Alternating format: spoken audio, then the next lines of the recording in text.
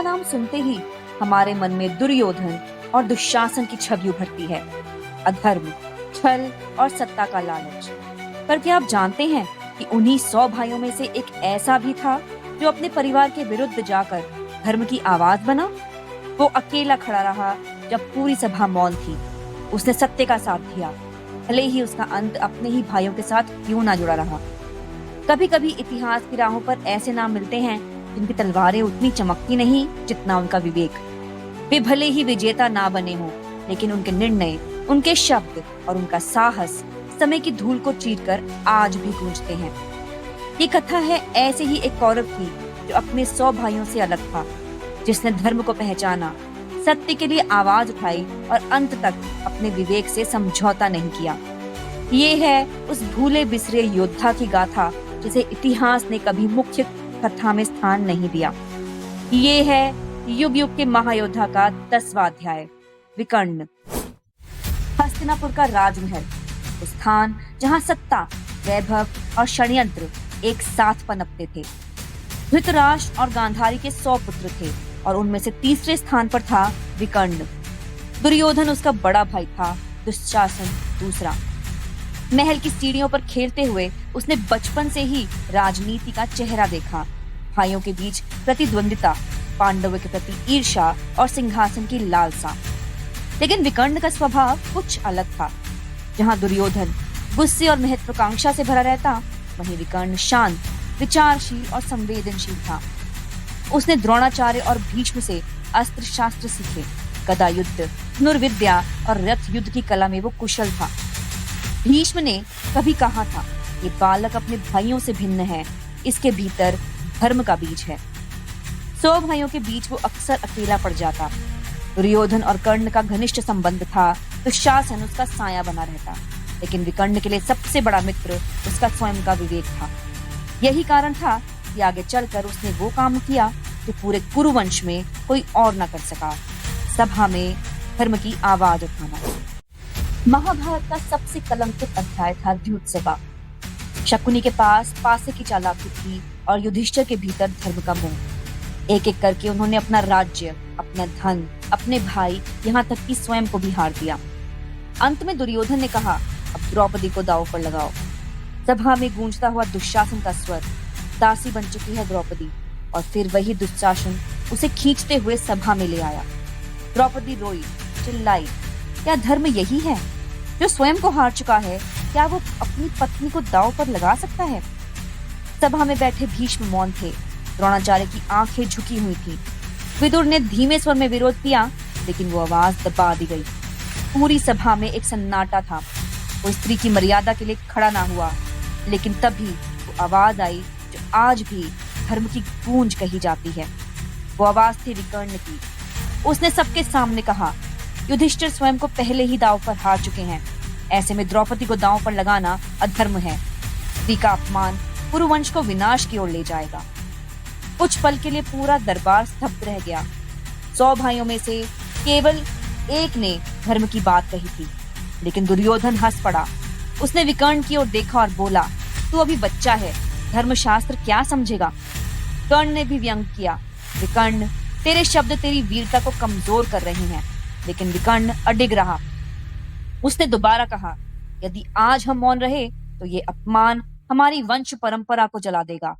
धर्म किसी पक्ष का नहीं होता, धर्म केवल सत्य का होता है। उसकी आवाज सभा में गूंजी, लेकिन बहुमत ने उसे दबा दिया। दुशासन ने द्रौपदी का चीरहरण करने का प्रयास किया और भगवान कृष्ण ने उसकी लाज बचाई। उस दिन द्रौपदी का अपमान तो रोका गया, लेकिन कुरुवंश का विनाश लिख दिया गया। उसी दिन विकर्ण का चरित्र अमर हो गया, क्योंकि अधर्म के सागर में वो अकेला धर्म की नाव पर था। वर्षों बाद कुरुक्षेत्र का युद्ध हुआ। 18 अक्षौहिणी सेनाएं आमने सामने थी। दुर्योधन ने विकर्ण से कहा, भाई, आज या तो हम जीतेंगे या नष्ट हो जाएंगे। विकर्ण चुप रहा। उसके भीतर एक तूफान था। वो जानता था कि धर्म पांडवों के साथ है और जहां कृष्ण है वहां विजय निश्चित है। कई बार उसने दुर्योधन को समझाने की कोशिश की, भैया अभी भी समय है, समझौता कर लो, पांडव हमारे ही भाई हैं, राज्य को बांट लो। लेकिन दुर्योधन का उत्तर हमेशा एक ही था, सिंहासन बांटने के लिए नहीं बना। और तब विकर्ण ने निश्चय किया। उसने मन ही मन कहा, सभा में मैंने धर्म का पक्ष लिया था और वो मेरा कर्तव्य था। अब रणभूमि में अपने भाइयों का साथ देना भी मेरा कर्तव्य है। धर्म और कर्तव्य के बीच का ये संघर्ष ही मेरी पहचान होगा। युद्ध शुरू हुआ। पहले 10 दिन भीष्म पितामह ने सेना का नेतृत्व किया। विकर्ण अग्रिम पंक्ति में खड़ा होकर लड़ा। उसकी गदा और तीरों की वर्षा ने पांडवों को कई बार रोका। छठे दिन उसने सहदेव के साथ भीषण युद्ध किया। दोनों में बराबरी की टक्कर रही और अंततः दोनों अपने रथों में लौट गए। 7वें दिन उसने नकुल को रोका, लेकिन नकुल की धनुर्विद्या देखकर वो प्रभावित नहीं हुआ। 12वें दिन जब भीम ने हाथियों की सेना को तहस नहस किया, तब विकर्ण ने अपनी सेना को संगठित कर कौरवों की रक्षा की। लेकिन उसके मन का द्वंद्व हर दिन गहराता गया और वीर के साथ उसे द्रौपदी की पुकार याद आती रही और गदा के प्रहार के साथ उसे सभा का मौन याद आता। 14वें दिन जब अभिमन्यु चक्रव्यूह में फंस गया, तब विकर्ण भी वहां मौजूद था। उसने युद्ध किया, लेकिन उसका हृदय कांप रहा था। उसने सोचा, क्या एक बालक को इस तरह अकेले मारना उचित है? लेकिन परिस्थितियों ने उसे पीछे हटने नहीं दिया। 16वें दिन आया निर्णायक क्षण। भीम उसके सामने खड़ा था। दोनों की आंखों में आंसू थे, क्योंकि दोनों जानते थे कि यह युद्ध केवल शत्रुओं का नहीं बल्कि भाइयों का था। भीम ने कहा, विकर्ण, तुम कौरवों में सबसे श्रेष्ठ हो। मैं तुम्हें मारना नहीं चाहता। हट जाओ मेरे मार्ग से। विकर्ण मुस्कुराया और बोला, तब हमें द्रौपदी का पक्ष लेना मेरा धर्म था। आज अपने भाइयों का साथ देना भी मेरा धर्म है। भीम, यदि मैं अब हट गया, ये अभी अधर्म होगा।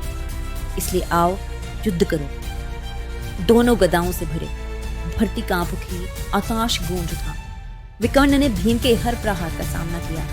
उसका कौशल देखकर कृष्ण ने भी मन ही मन उसकी प्रशंसा की। लेकिन नियति तय थी। भीम ने एक निर्णायक वार किया।